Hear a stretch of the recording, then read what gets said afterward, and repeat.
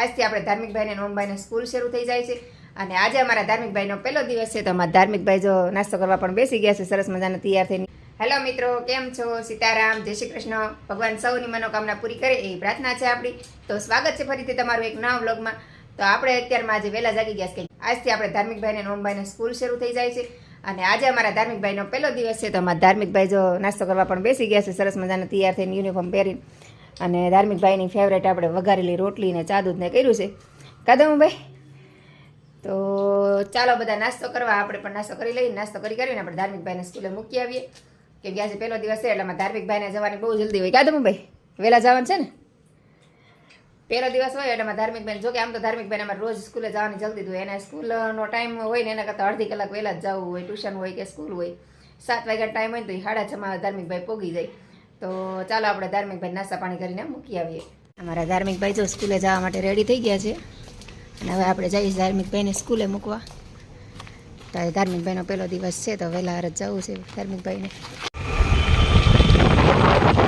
સ્કૂલે જાય છે અત્યારે, બધા છોકરા પણ આવી ગયા છે. ધાર્મિકભાઈ ગાય ગા જઈશું, છોકરાને સ્કૂલના વાને આવી ગયા. ધાર્મિકભાઈને આપણે સ્કૂલેથી મૂકીને આવી ગયા અને હવે આપણે ઘરનું કામ કરી નાખશું. નાસ્તા પાણી આપણે થઈ ગયા છે અને ઘરમાં તો ગરમી થાય છે, શિયાળા જેવું લાગતું, પણ બહાર નીકળે તો ખૂબ ઠંડો પવન છે. અત્યારમાં ધાર્મિકભાઈ મૂકવા ગઈને થીજી ગઈ એવો ઠંડો પવન છે. રોડ ઉપર તો જો હજી કોઈ દેખાતું નથી અને કબૂતર જો બિચારું ઠંડીનું બેઠું ઉડી ગયું. અહીંયા બધી સાઈડ જો કબૂતર બેઠા છે એકલા.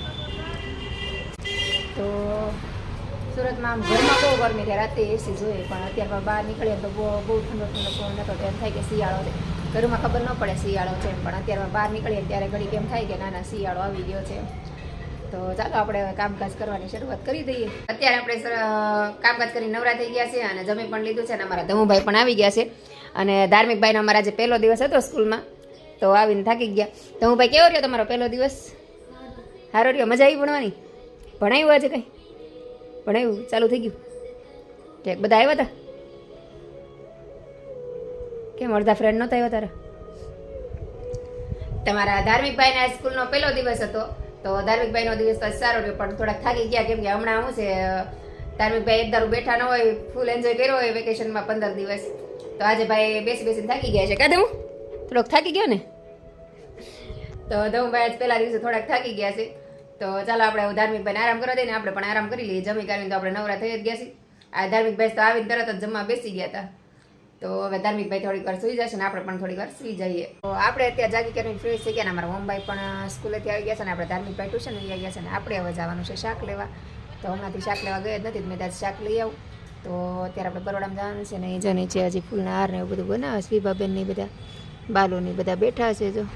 ચાલો આપણે હવે શાક લઈ આવી કે ધાર્મિકભાઈ પણ આવી જ આપણે શાક લઈને આવ્યા હતા. ઓમભાઈને જો સ્કૂલ શરૂ થઈ ગઈ છે તો હવે લાઇબ્રેરી જવાનું શરૂ.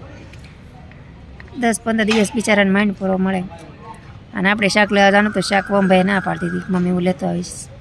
તો ઓમભાઈ શાક લેતા આવશે અને લાઇબ્રેરી પણ જાય છે, રસ્તામાં આવે શાક માર્કેટ તો લેતા આવશે. અને એમાં ધાર્મિકનું ફેવરેટ ગલુડિયું જો રાજુભાઈ રમાડે છે. ધાર્મિકભાઈ હમણાં આવશે ને એટલે સીધા ગલુડિયા પાસે ગયા છે. અમારા ઓમભાઈ રમાડે છે ગલુડિયું છે જ એવું, એને રમાડવાનું મન થઈ જાય ગમે એને. અને બાલુબેન હજી બેઠા છે.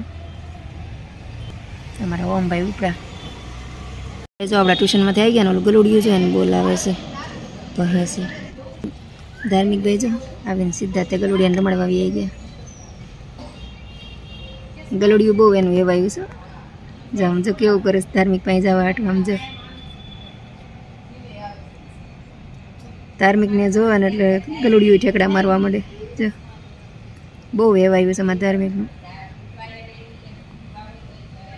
અને એ જો બધા બેઠા છે, બાલો અને બીજા બેન ને બેઠા છે. ધાર્મિક બે ત્યાં ટ્યુશનમાં થયા બિચારા બપોર લઈ ગયા હતા. ગલુડિયું જો કેવી રમત કરે છે. તો હું સીટી મારે ને ત્યાં દોડવા માંડે ગલુડિયું. તો મને સીટી સાંભળી ધાર્મિકભાઈ ગલુડિયું મૂકીને ઘરે આવવાનું મન નથી થતું. ઓલા ગલુડિયા નહીં તો એને હારે જ જવું જો દોડવા માંડે એને આગળ આગળ. ધાર્મિકભાઈ અત્યારે ઘરે આવ્યા ને ગલુડિયું લેતા આવ્યા જો. આને લઈને હારો હારે આવ્યા આમ જો. ઘરે આવવાની મજા નહોતી આવતી તને? અને આને એક ધાર્મિક વગર મજા નથી આવતી કા? વરણીભાઈ વતન આવ્યા એમ ને? સોપે ને બધે ચડી જશે.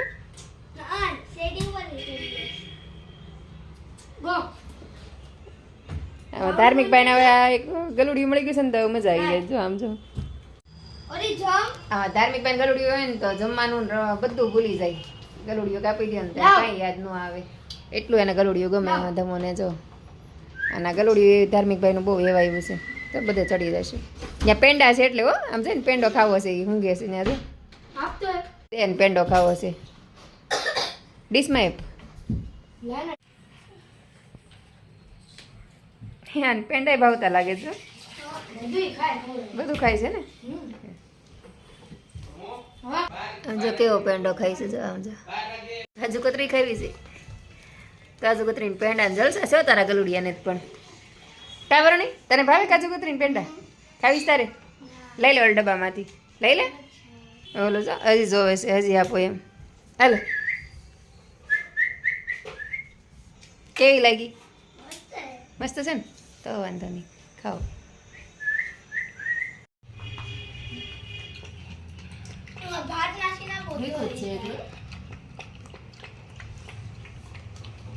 નાની બહુ ગલુડિયા રમાડતી.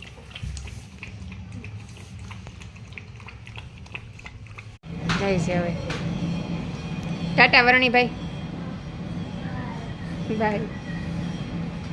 ધાર્મિકભાઈ ગલુડિયો લઈને આવ્યા. ધાર્મિકભાઈ ગલુડિયો લઈને જતા રહ્યા નીચે. અને હવે આપણે રસોઈનો સમય થઈ ગયો છે તો હવે આપણે બનાવી નાખશું રસોઈ. અને રસોઈમાં આપણે બનાવવાનું છે ગાંઠિયાની શાક ને ભાખરી. કેમ કે ગાંઠિયા પડ્યા છે ને શાક લેવા આપણે હજી દેશમાંથી આવ્યા ને પછી હું શાક લેવા જ નથી ગઈ. મેં એવું લાવ્યા હતા વચ્ચે એકાદ બે શાક તો એ ચલાવ્યું. અને આજે મારે શાક લેવા જવાનું હતું પણ ઓમભાઈની ગાડી જોતી હતી કે મમ્મી હું શાક ને એવું લેતો આવીશ તો કાંઈ શાક ને એવું લાવ્યો નહીં. અને શાક ભૂલી ગયો તો હવે ગાંઠિયા પડ્યા તો ગાંઠિયાની શાક ને ભાખરી બનાવી નાખીએ. ત્યાં ધાર્મિકભાઈ પણ આવી જાય કેમ કે ધાર્મિકભાઈને બહુ ભૂખ લાગી છે. કેમ કે ગલુડિયા રમાડવામાં ટ્યુશન આવીને સીધો ગલુડિયા રમાડવા વયો ગયો છે તો ભાઈને બહુ ભૂખ લાગી છે. તો ચાલો આપણે ફટાફટ જમવાનું બનાવી નાખી. તો આજનો વિડીયો આપણે અહીંયા જ પૂરો કરી દઈશું. તો વિડીયો પસંદ આવ્યો હોય તો લાઈક શેર અને સબસ્ક્રાઈબ કરવાનું ભૂલતા નહીં. તો ફરીથી મળશું કાલે એક નવા વિડીયો સાથે. જય હિન્દ, જય ભારત, ગુડ નાઇટ.